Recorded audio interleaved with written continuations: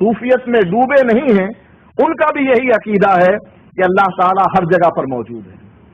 اور اس عقیدے کے بارے میں امام ابو حنیفہ رحمۃ اللہ علیہ بر صغیر میں چونکہ ان کی تقلید کرنے والے ہی لوگ موجود ہیں، ان کو امام اعظم کہا جاتا ہے کہ 4 اماموں میں سب سے بڑے امام ابو حنیفہ رحمۃ اللہ علیہ ہیں، ان کے فضائل بیان کیے جاتے ہیں۔ ان سے پوچھئے کہ وہ اس عقیدے کے بارے میں کیا نظریہ رکھتے ہیں کہ جو آدمی یہ عقیدہ رکھے کہ اللہ عرش پر نہیں۔ کتاب کا نام ہے شرح عقیدہ طحاویہ،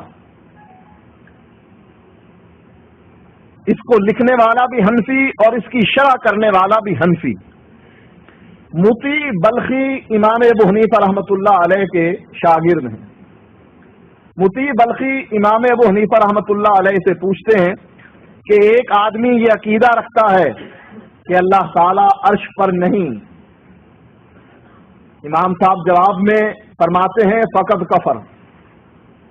اس آدمی نے کفر کیا جو یہ کہتا ہے کہ اللہ تعالی عرش پر نہیں۔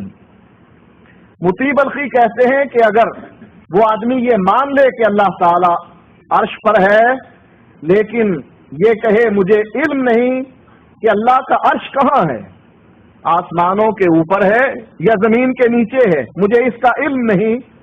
تو امام ابو حنیفہ رحمۃ اللہ علیہ فرماتے ہیں فہو کافر، وہ کافر ہے، دائرہ اسلام سے خارج ہے۔ لأنہ انکر ہذہ الآیہ، کیونکہ اس نے قرآن کی اس آیت کا انکار کیا ہے کہ الرحمن علی العرش استوی، کہ رحمان عرش پر مستوی۔ اب یہ ایسا عقیدہ ہے کہ اللہ کے نبی نے اس عقیدے کے اقرار کرنے والوں کو کہ اللہ عرش پر ہے، اس لونڈی کو یہ کہا کہ یہ مومنہ ہے، اور جس نے اس عقیدے کو نہ مانا امام ابو حنیفہ فرماتے ہیں وہ کافر ہے، اس لیے کہ وہ قرآن کی اس آیت کا انکاری ہے۔ اب کیا کیا جائے اپنی بدقسمتی کا کہ ہمارے بر صغیر میں علماء دیوبند ان کے ماننے والوں کی اکثریت ہے، وہاں وہ اپنے عقیدے پر ایک کتاب لکھتے ہیں جس کا نام المحند علی المفند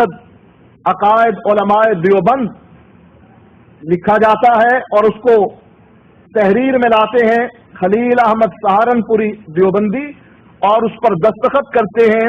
اس وقت کے جتنے بھی علماء موجود ہیں، اور آج تک یہ کتاب چھپتی چلی آ رہی ہے، اور جو لوگ اب موجود ہیں علماء میں سے وہ بھی اس پر دستخط کر رہے ہیں کہ یہی عقائد ہمارے ہیں۔ ان میں سے ایک عقیدہ یہ بھی ہے کہ سائل سوال کرتا ہے کہ آپ کا قرآن کی اس آیت کے بارے میں کیا خیال ہے جس میں اللہ فرماتا ہے الرحمن علی العرش استوی، کہ رحمان عرش پر مستوی ہے۔ جواب میں کہتے ہیں کہ اس آیت میں جس جہت کا ذکر کیا گیا ہے کہ رحمان عرش پر مستوی ہے، ہم اس جہت کو نہیں مانتے۔ شیطان نے علماء کو پہلے عقیدہ وحدت الوجود میں پھنسایا، پھر ان کو اس عقیدے کی طرف لایا کہ اس بات کا لوگوں کے سامنے اقرار کرو کہ اللہ عرش پر نہیں ہے، اور یہی عقیدہ عوام میں پھیلا دیا۔ اب شیطان کہتا ہے مجھ سے بچ کر جاؤ گے تو کہاں پر جاؤ گے؟ اب قرآن کی بہت سی آیات ہیں جو آپ کے سامنے میں نے آیت پڑھی، اس میں بھی اللہ تعالیٰ یہ فرماتا ہے اَأَمِنْتُم مَّن فِي السَّمَاءِ، کیا تم اس ذات سے بے خوف ہو گئے ہو، من فی السماء، جو آسمانوں میں ہے،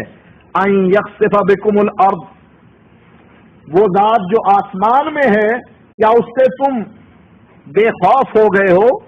ان یخسف بکم الارض، کہ وہ زمین میں تم کو دھسا دے، فاذا ہی تمور، اور یکا یکی زمین جھکولے کھانے لگے۔ پھر فرمایا ام امنتم من فی السماء، کیا تم اس ذات سے بے خوف ہو جو آسمانوں میں ہے، ان یرسل علیکم حاسبا، کہ وہ تم پر آندھی بھیجے، فستعلمون کیف نذیر، اور پھر تم کو معلوم ہو جائے کہ میں جو تم کو ڈرا رہا ہوں میرا یہ ڈرانا کیسا ہے۔ قرآن مجید کی ان 2 آیتوں میں اللہ تعالی نے اپنا آسمان پر ہونا اس کا ذکر کیا ہے، اور نبی اکرم صلی اللہ علیہ وآلہ وسلم کی حدیث سے بھی یہ بات ثابت ہو گئی ہے کہ لونڈی نے بھی آسمان کی طرف اشارہ کر کے کہا کہ اللہ تعالیٰ آسمانوں میں ہے، اور اللہ کے نبی نے اس کو مومنہ قرار دیا۔ اللہ تعالیٰ قرآن مجید میں ارشاد فرماتا ہے، سورۃ طٰہٰ آیت نمبر 5 ہے کہ الرحمن علی العرش استویٰ، کہ رحمان عرش پر مستوی ہے۔ یہ جو پہلی آیت میں نے پڑھی تھی یہ آیت نمبر 16 اور 17 سورۃ ملک کی، اور الرحمن علی العرش استویٰ، گھر جا کر قرآن کھول کر آپ یہ آیات پڑھیں اور آپ اس کا ترجمہ پڑھیں تاکہ آپ کو علم ہو سکے کہ اللہ تعالیٰ اپنے بارے میں کیا ارشاد فرما رہا۔ سورۃ طٰہٰ کی آیت نمبر 5 ہے الرحمن علی العرش استویٰ، کہ رحمان عرش پر مستوی ہے۔ سورۃ نحل آیت نمبر 50 ہے جس میں اللہ فرماتا ہے یخافون ربہم من فوقہم، یہ اپنے رب سے ڈرتے ہیں من فوقہم، جو ان کے اوپر ہے۔ ہم زمین پر بستے ہیں، آسمان ہمارے اوپر ہے، اور ان آسمانوں پر رب کا عرش ہے، اور اللہ اپنے عرش پر مستوی۔ ایک اور آیت میں سورۃ فاطر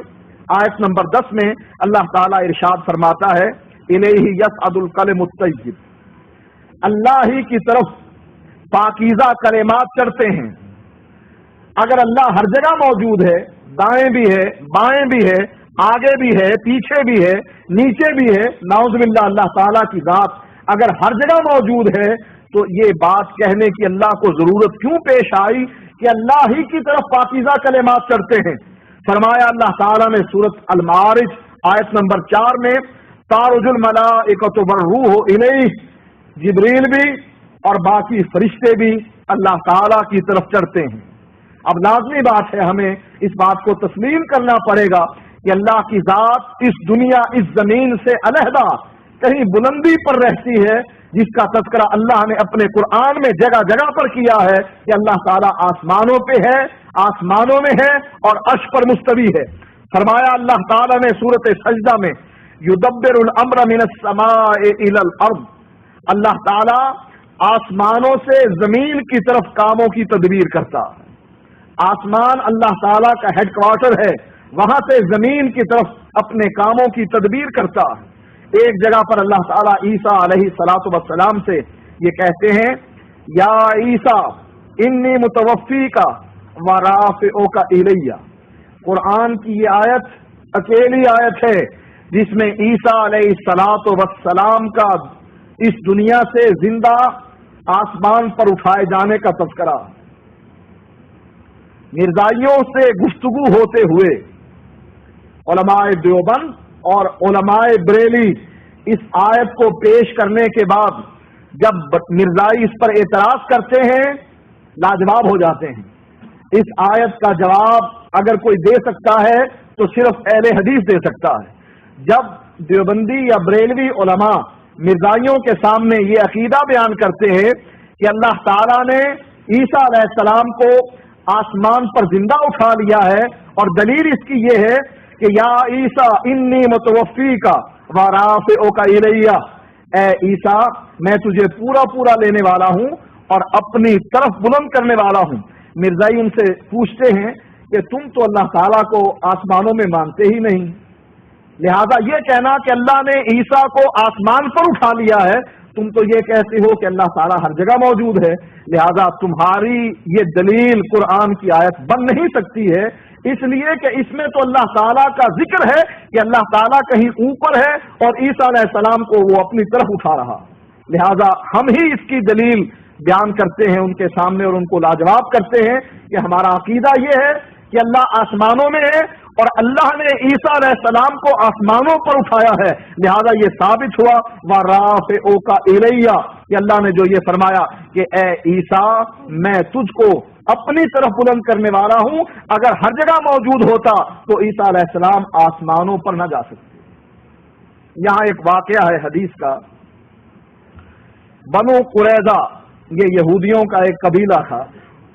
انہوں نے جنگ خندق کے موقع پر مسلمانوں کے ساتھ بدعہدی کی۔ جنگ خندق